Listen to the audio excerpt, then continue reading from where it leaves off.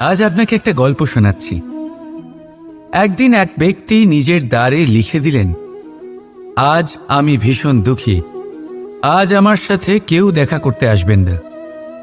কিছুক্ষণ পরে তার এক বন্ধু এলো, সে সেই লেখা পড়ল, তাও গিয়ে তার সাথে দেখা করল।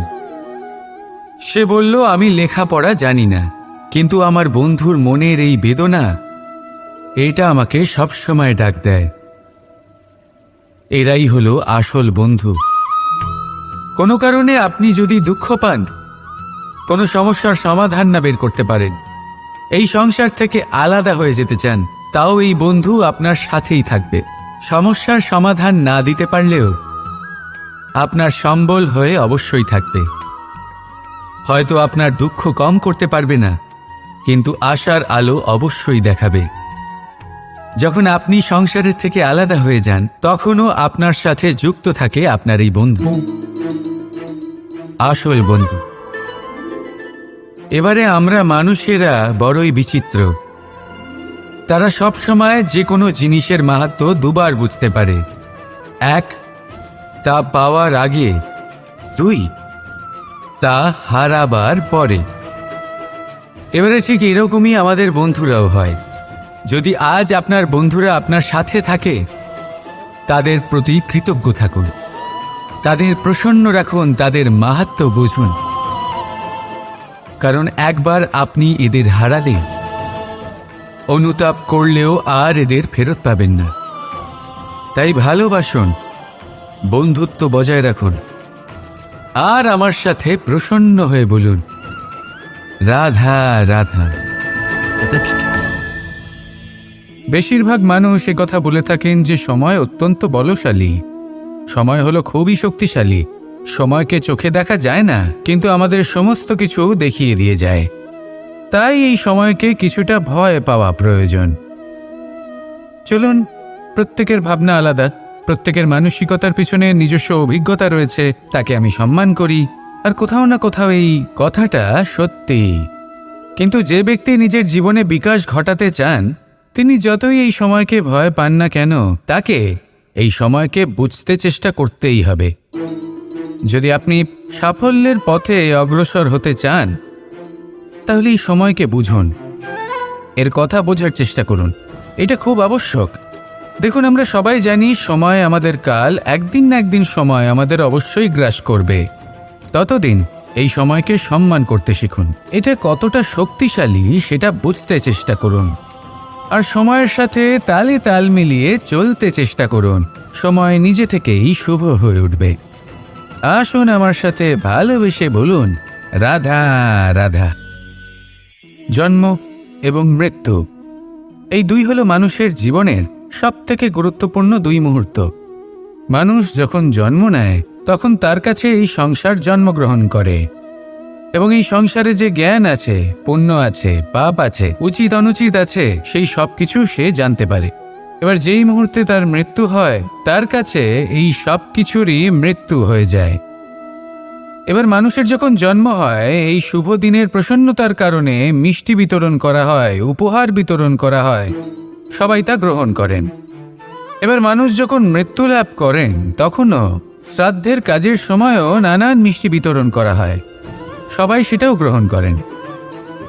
এবার এই মিষ্টি দ্বারা আমরা জীবনে মিষ্টিমুখ করি, কিন্তু আমাদের জীবনের সবথেকে গুরুত্বপূর্ণ এই মুহূর্ত, এই দুই দিনেই আমরা এটা গ্রহণ করতে পারি না। কখন গ্রহণ করতে পারি? যখন উচিত সময় আসে। আর উচিত সময় কখন আসে?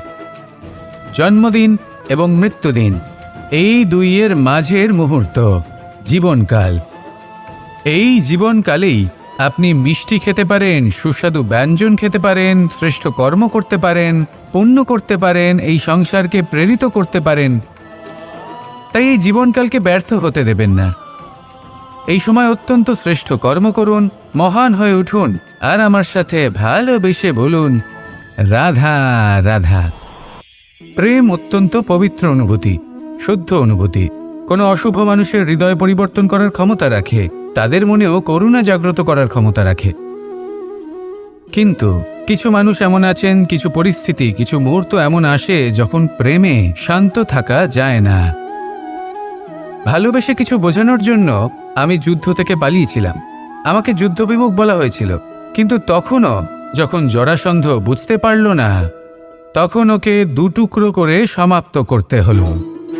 প্রেমপূর্বক মৈত্রীর প্রস্তাব নিয়ে আমি হস্তিনাপুরে গিয়েছিলাম, কিন্তু যখন দুর্যোধনের অশুভ বুদ্ধি এটা বুঝতে পারল না, তখন আমাকে মহাভারত রচনা করতে হলো। ভালোবেসে এই সংসারের জন্য আমি বাঁশি বাজাই, কিন্তু এমন কিছু মানুষ আছেন যারা প্রেমের ভাষা বুঝতে পারেন না। তাদের হাত থেকে এই সংসারে যে ভালোবাসা আছে তাকে রক্ষা করার জন্য আমাকে হাতে সুদর্শন চক্র তুলে নিতে হলো। এই সংসারে ভালোবাসা গুরুত্বপূর্ণ। এই সংসারকে যদি ভালোবাসা দিয়ে ভরিয়ে তুলতে পারেন, এই সংসার একটু বেশি সুন্দর হয়ে উঠবে, চারিদিকে প্রসন্নতা ছেয়ে যাবে। কিন্তু যখন এমন একটা সময় আসে যখন ভালোবাসা সংকটে পড়ে যায় আর তাকে রক্ষা করা অনিবার্য হয়ে পড়ে, তাহলে যদি তার জন্য কঠোর হতে হয় সেটা হন। যদি হাতে অস্ত্র তুলে নিতে হয় তা তুলে নিন। এই ভালোবাসাকে সুরক্ষিত রাখা প্রয়োজনীয়।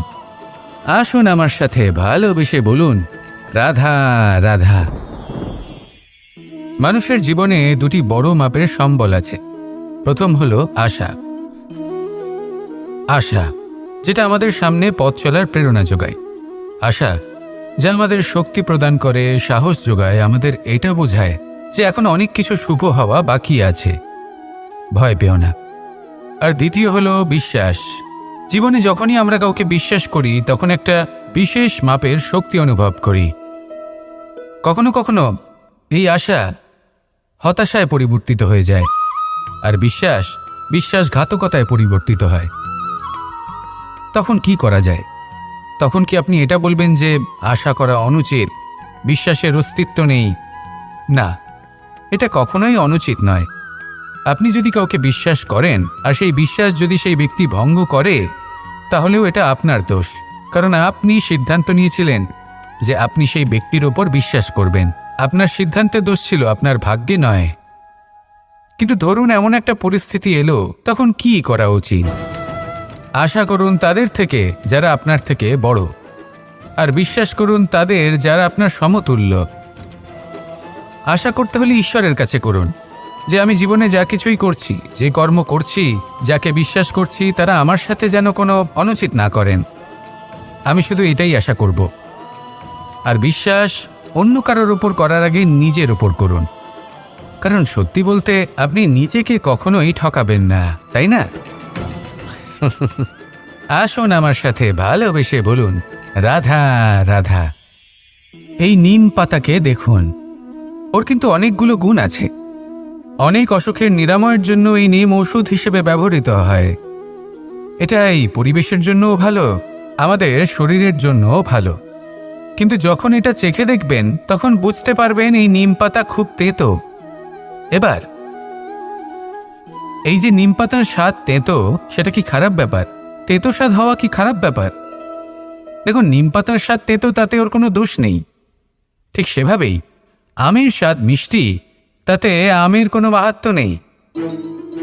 কে নির্ধারণ করে যে কোনটা মিষ্টি আর কোনটা তেতো? জিহ্বা। আমাদের জিহ্বা আমাদের বুঝিয়ে দেয় যে কোনটা মিষ্টি আর কোনটা তেতো, আর আমাদের এই জিহ্বার মিষ্টি পছন্দ। ঠিক সেভাবেই যদি আপনি নিমের মতো হন, আপনার মধ্যে অনেক ভালো গুণ আছে, আপনি জানেন, আপনি সৎকর্ম করতে চান আর করতেই থাকছেন, কিন্তু এমন কোনো ব্যক্তি আছেন যে আপনাকে ঠিক বুঝে উঠতে পারছেন না। কোনো ব্যক্তি হয়তো আপনাকে ততটা সম্মান করছে না, তাহলে এতে আপনার কোনো দোষ নেই। আপনি নিজের কর্ম করতে থাকুন।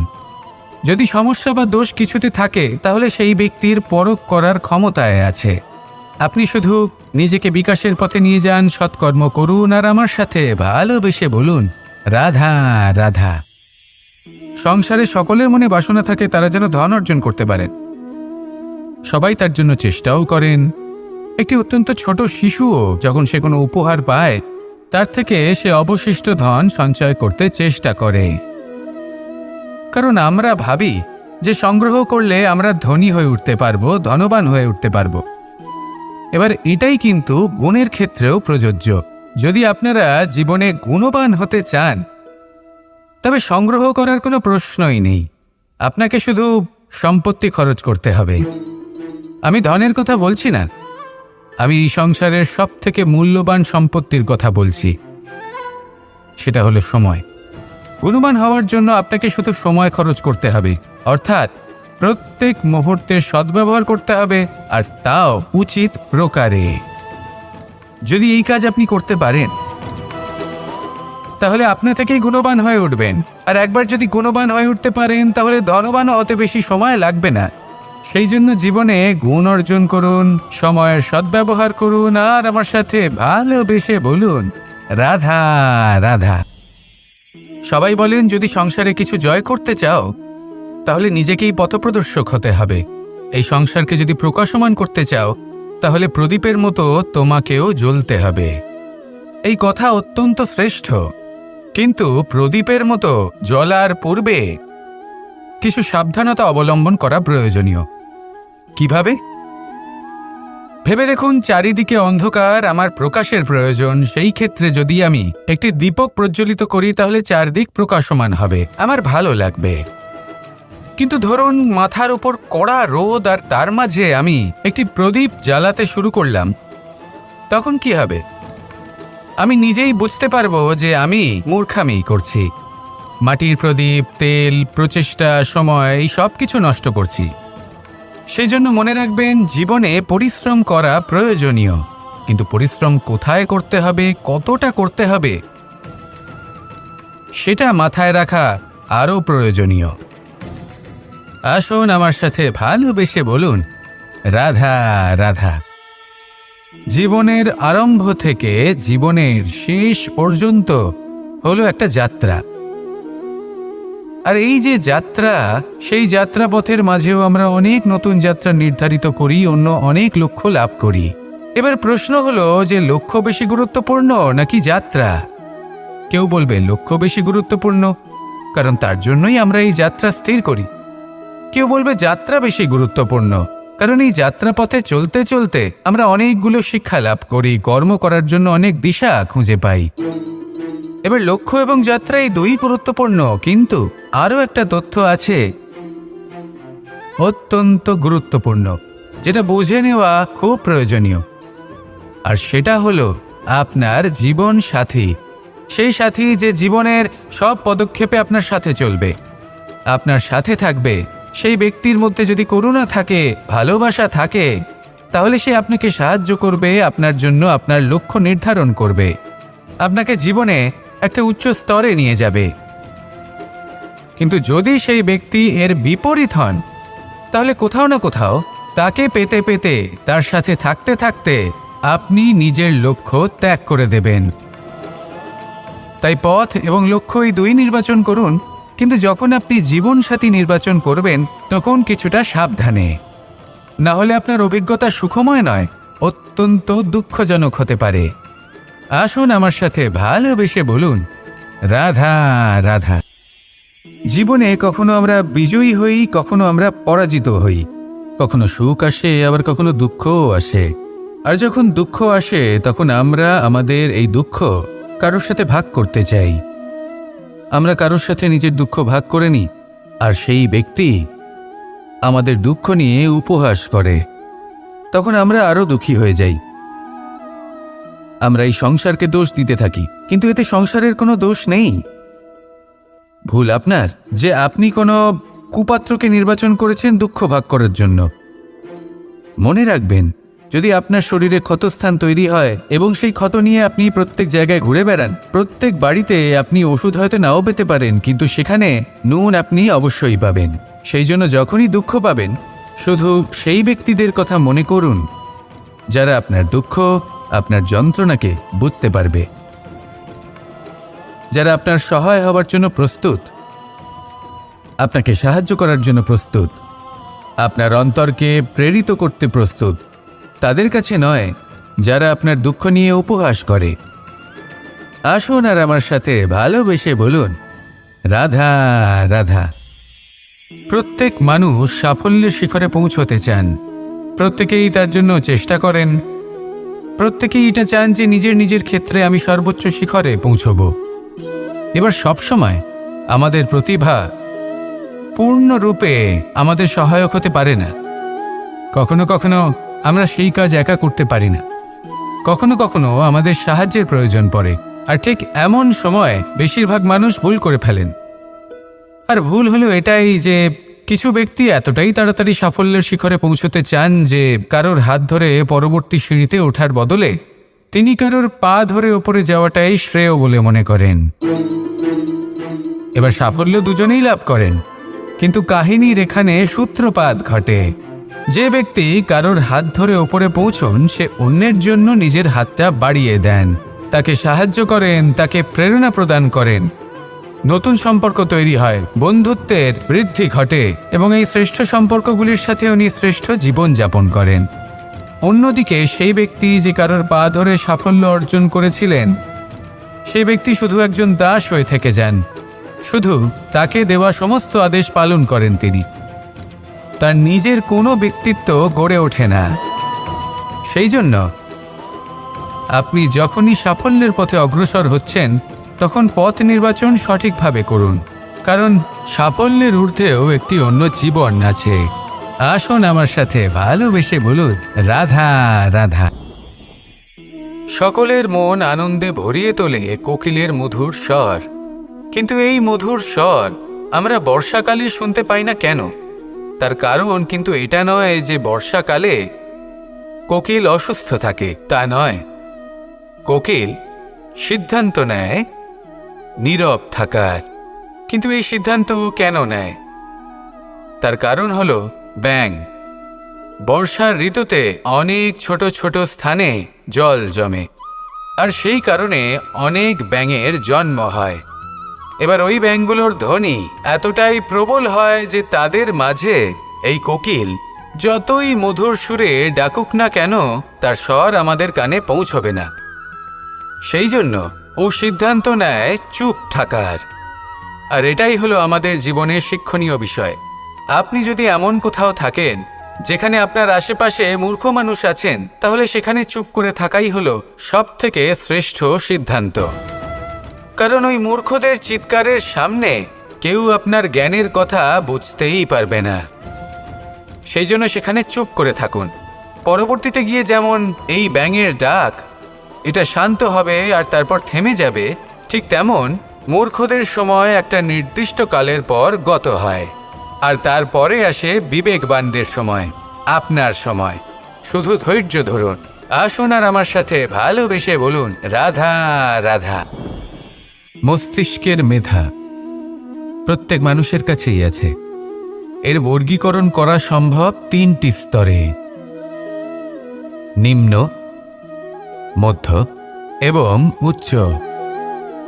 এবার সেই ব্যক্তি যার মস্তিষ্ক মেধা নিম্ন স্তরের, তিনি কোন বিষয়ে কথা বলেন, কোন বিষয়ে আলোচনা করেন, কি কি সেই বিষয় যা নিয়ে এনারা ভাবেন? লেনদেন, লাভ ক্ষতি, সম্পর্ক ভাঙা গড়া, জীবনের এই ছোট ছোট বিষয়গুলি। এর ঊর্ধ্বে এনাদের কথা এবং ভাবনা যায়ই না। এবার যে ব্যক্তি এমন হন যার মস্তিষ্ক মেধা মধ্যস্তরের, সেই ব্যক্তি কি করেন, কোন বিষয়ে কথা বলেন? জীবনের ঘটনাগুলির বিষয়ে কথা বলেন। কি হয়েছিল, কিভাবে হয়েছিল, কিভাবে সেটা আরও বেশি শ্রেষ্ঠ করে তোলা সম্ভব। আর সেই ব্যক্তি যাদের মস্তিষ্ক মেধা উচ্চ স্তরে থাকে, তারা কি নিয়ে ভাবেন, তারা কি নিয়ে আলোচনা করতে থাকেন? তিনি ভাবেন যে কিভাবে নিজের চিন্তাভাবনা আরও বেশি শ্রেষ্ঠ করে তোলা সম্ভব। তিনি ভাবেন যে কিভাবে আমরা নিজেদের অপগুণগুলিকে দূর করে দিতে পারি, কারণ সেটা করতে পারলে জীবন আপনা থেকেই শ্রেষ্ঠ হয়ে উঠবে। মস্তিষ্ক মেধা আমাদের সবার কাছে আছে। এবার আমাদের এটা বেছে নিতে হবে যে কোন স্তরটা আমরা আপন করতে চাই। যদি আজকের এই মুহূর্তে আপনি নিম্ন স্তরেও থাকেন তাহলে তা মেনে নিন, চিন্তার কোনো বিষয় নেই। এখনো চাইলে আপনি উচ্চ স্তরে পৌঁছতেই পারেন। সেটাই বেছে নিন, জীবন শ্রেষ্ঠ করে তুলুন আর আমার সাথে ভালোবেসে বলুন রাধা রাধা। অত্যন্ত শ্রেষ্ঠ একটা কথা আছে, যদি একটা দরজা বন্ধ হয় তাহলে ঈশ্বর নিজে আমাদের জন্য আরেকটা দরজা খুলে দেন। কিন্তু কিছু মানুষ আছেন যারা এটা ভাবেন যে আমার সাথে তো এরকম হলোই না, আমাদের জন্য তো কোনো নতুন দরজা খুলল না, কোনো নতুন পথ আমরা খুঁজে পেলাম না। সেই বিষয়ে আমরা চিন্তা করি, দুঃখ পাই যে এরকম কেন হলো। কখনো কখনো নতুন দরজা উন্মুক্ত হয়, কিন্তু পুরনো যে বন্ধ দরজা আছে তার সামনেই আমরা দুঃখী হয়ে বসে থাকি, আর এমন ভাবে বসে থাকি যে নতুন দরজার দিকে আমাদের চোখই যায় না। কখনো কখনো ঈশ্বর জেনে শুনেই আমাদের জন্য নতুন দরজা, নতুন পথ উন্মুক্ত করেন না, কারণ তিনি চান যে আমরা যেন পরিশ্রম করি, কর্ম করি, নিজেকে আরও বেশি শ্রেষ্ঠ করে তুলি, সক্ষম হই, আর নিজের পথ আমরা নিজেই খুঁজে নিই। কখনো কখনো এমনও হয় যে ঈশ্বর চান যে আমরা যেন সেই পথে চলতে শুরু করে দিই। ভবিষ্যতে গিয়ে ঈশ্বর আমাদের সব কিছুই প্রদান করেন। মনে রাখবেন, যে ব্যক্তি নিজের বাড়িতে এসে নিজের দুঃখ নিয়ে বিলাপ করতে থাকেন, সুখ তার দরজায় পৌঁছে গিয়েও বন্ধ দরজা দেখে ফিরে চলে যায়। তাই দুঃখ আমাদের সকলের জীবনে আছে, কিন্তু সেই দুঃখকে আঁকড়ে ধরে বসে থাকবেন না, তাহলে আপনি আসন্ন সুখও ভোগ করতে পারবেন না। আসুন আমার সাথে ভালোবেসে বলুন, রাধা রাধা। এই সংসারের প্রত্যেক মানুষ কোনো না কোনো স্থানে অবশ্যই যান, অনেক অনেক স্থানে তাদের যেতে হয়। এবার এমন কিছু মানুষ আছেন যারা সেই স্থানে হয়তো কখনোই যাননি। উদাহরণ হিসেবে বলবো, কিছু মানুষ আছেন যারা মন্দিরে যান, চিকিৎসালয়ে যান, কিছু মানুষ কারোর বিবাহ উৎসবে যান, আবার কিছু মানুষ আছেন যারা নাস্তিক হন এবং কখনোই মন্দিরে যান না। কিছু মানুষ অসুস্থ হন না, তাই চিকিৎসালয়ে যেতে হয় না। এমনও কিছু মানুষ থাকেন যারা সামাজিক উৎসব থেকে দূরে থাকাটাই পছন্দ করেন। যে কোনো মানুষ হোক, যা কিছুই তার চয়ন হোক না কেন, প্রত্যেক মানুষকে একটি স্থানে অবশ্যই যেতে হয়। এমন একটি স্থান আছে, সেই স্থানের নাম হলো মৃত্যুদ্বার। এবার এটা আবশ্যক নয় যে ঠিক মৃত্যুর পরেই আপনি মৃত্যুদ্বারে পৌঁছে যাবেন। এমন অনেক মানুষ আছেন যারা মৃত্যুর পূর্বেই মৃত্যুদ্বারে পৌঁছে ফিরে এসেছেন, আর তারা অনুভব করেছেন যে এই সংসারের সময় চক্রের সম্মুখে তাদের অস্তিত্ব কতটা ক্ষীণ। ওনারা এই কথা বুঝে গেছেন। বড় বড় জ্ঞানী মহান ব্যক্তি ছিলেন, তারা এসেছেন, কর্ম করেছেন, এবং শেষে তারাও মৃত্যুদ্বারে প্রবেশ করেছেন। অবশেষে তারাও পঞ্চমহাভূতের সাথে মিলিত হয়েছেন। তাহলে আপনার কিসের এত অহংকার? এই জীবনে কেউ অমর নন। জীবনে কতদিন আমরা বাঁচব এটাও আমরা জানি না। তাই এই জীবন যাপন করুন। এই জীবনের প্রত্যেক মুহূর্ত এমনভাবে যাপন করুন, এই কথা মাথায় রেখে যে কোনো মুহূর্তে আমাদের মৃত্যুদ্বারে প্রবেশ করতে হতে পারে, তাই না? আসুন আর আমার সাথে ভালোবেসে বলুন, রাধা রাধা। কথা মানুষের পাওয়া সবচেয়ে অদ্ভুত উপহার। এই কথাই মানুষকে এই সংসারের সমস্ত প্রাণীর থেকে ভিন্ন করে তোলে, সংসারের সবচেয়ে উপরে নিয়ে যায়। এই কথার কারণেই আমরা একে অপরের সাথে ভাব আদান প্রদান করি। আমি আমার মনের ভাবনা অন্য কাউকে ব্যক্ত করতে পারি, অন্য কেউ তাদের ভাবনা আমাকে ব্যক্ত করতে পারে। এই কথাই আমাদের সবচেয়ে বড় ঢাল। এবারে দেখুন, আপনি নিশ্চয়ই লক্ষ্য করেছেন, কারোর কথা মধুর হলে লোকে তাকে ভালোবাসে, তাকে নিজের বন্ধু বানায়। সেইভাবেই যদি কারোর কথা কঠোর হয়, তাহলে লোকে তাকে ঘৃণা করে, তাকে নিজের শত্রু মনে করে। এই কথাই ভাষা হয়ে আমাদের ইতিহাস রচনা করে। তবে আমরা কি সত্যি বাণীর বিষয়ে অতটাই ভাবি যতটা আমাদের ভাবা উচিত? ভেবে দেখুন, মানুষের কথা বলতে শিখতে কত সময় লাগে। কোনো বালক 1.5 বছর বয়সে কথা বলতে শেখে, কেউ 2 বছরে, কেউ 3। এবার দেখুন, মানুষ 1.5 বছর বয়সে কথা বলতে শিখে গেলেও তার কি বলা উচিত এটা সারা জীবনেও শিখতে পারে না। এর উপরে মনোনিবেশ করুন, এটা বোঝবার চেষ্টা করুন কি বলা উচিত। নিজের কথা শুদ্ধ করুন, নিজের কথা মধুর করুন, আর সেই মধুরতার সাথে আমার সঙ্গে বলুন, রাধা রাধা। সময়, কথায় বলে সময়ের পূর্বে কিছুই হয় না। প্রতিটা ঘটনার একটা সময় থাকে। সময়ের আগে না সূর্যোদয় হয় আর না সূর্যাস্ত হয়। সময়ের পূর্বে গাছে না ফুল ফোটে না ফল ধরে। কিন্তু একটা কথা ভেবে দেখুন, যদি বর্ষা আসার আগে কৃষক ভূমিকে না প্রস্তুত করে, বীজ রোপণ না করে, তাহলে কি ফসল ফলবে? যদি কোনো যোদ্ধা যুদ্ধের পূর্বে নিজের অস্ত্রে ধার না দেয়, তাহলে সে যুদ্ধ কি করে লড়বে? এর মানে এটাই হলো যে সময় আপনার যখন আসার তখন অবশ্যই আসবে, কিন্তু ততক্ষণ এটাও গুরুত্বপূর্ণ যে আপনি নিজেকে তার জন্য তৈরি রাখুন। কারণ এই সুযোগ, এই কথাটা শুনতে যত ছোট, এটা আসেও ততটা কম সময়ের জন্য, তারপর চলেও যায়। এবার যদি সুযোগ আপনার হাতে আসে আর আপনি তার জন্য তৈরি না থাকেন, তাহলে আপনি সাফল্য কি করে পাবেন? তাই আপনি সঠিক সময়ের জন্য অপেক্ষা করুন, সেই সুযোগের জন্য অপেক্ষা করুন, কিন্তু ততক্ষণ নিজের চেষ্টার দ্বারা নিজেকে আরও সক্ষম করে তুলুন। কারণ সাফল্য আপনার জন্য অপেক্ষা করছে, শুধু আপনি তার জন্য তৈরি থাকুন। রাধা রাধা।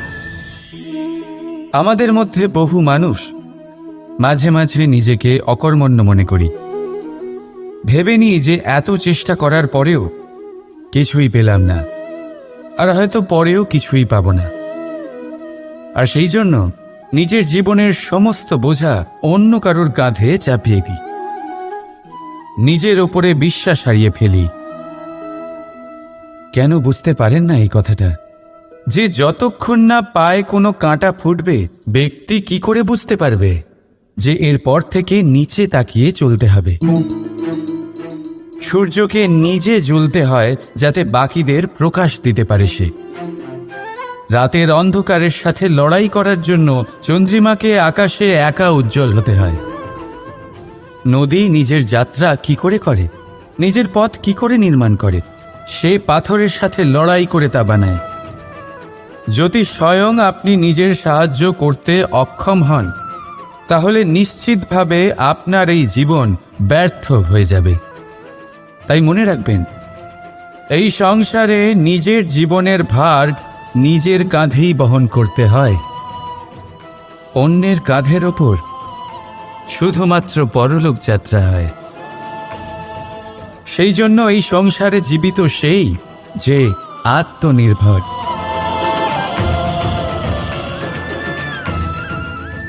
রাধা রাধা।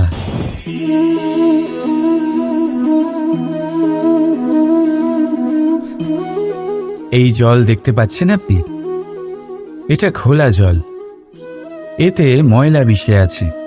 কিন্তু যদি আপনি এটা কিছুক্ষণ এমনি ফেলে রাখেন, তাহলে দেখবেন এই ময়লা আপনা থেকেই নিচে থিতিয়ে পড়বে।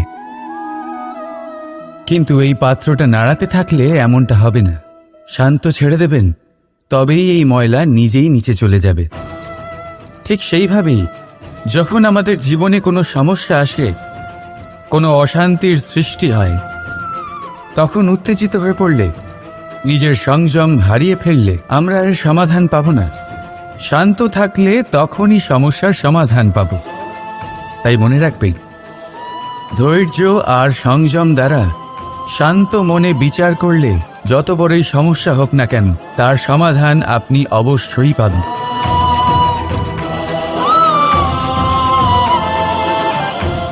কারণ অশান্তির সমাধান শুধুমাত্র শান্তি।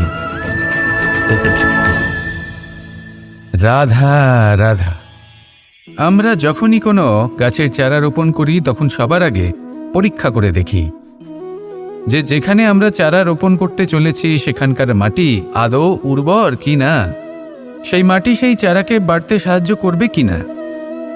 যখন একটা চারা রোপণের আগে আমরা এত কিছু ভাবতে পারি, তাহলে কাউকে বিশ্বাস করার আগে আমরা কেন ভাবি না?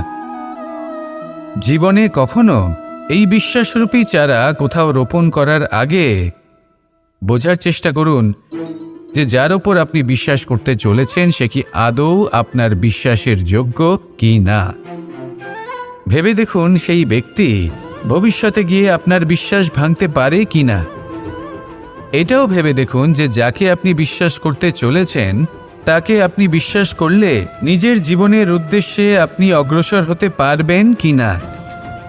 আর তার জন্য প্রয়োজন সঠিক সিদ্ধান্ত, পরখ করা, কোনটা উচিত কোনটা অনুচিত সেটা বোঝা। আর তাতে কিন্তু আপনি সন্দেহবাতিক হবেন না, তাতে আপনি আরও নিপুণ হয়ে উঠবেন। তাই যদি আপনি নিপুণ হয়ে উঠতে চান তাহলে বোঝার চেষ্টা করুন, পরখ করে দেখুন কোনটা উচিত কোনটা অনুচিত বুঝুন। আর বিশ্বাস তখনই করুন যখন আপনি 100% নিশ্চিত হবেন যে সে বিশ্বাসের যোগ্য। আসুন আমার সাথে ভালোবেসে বলুন, রাধা রাধা।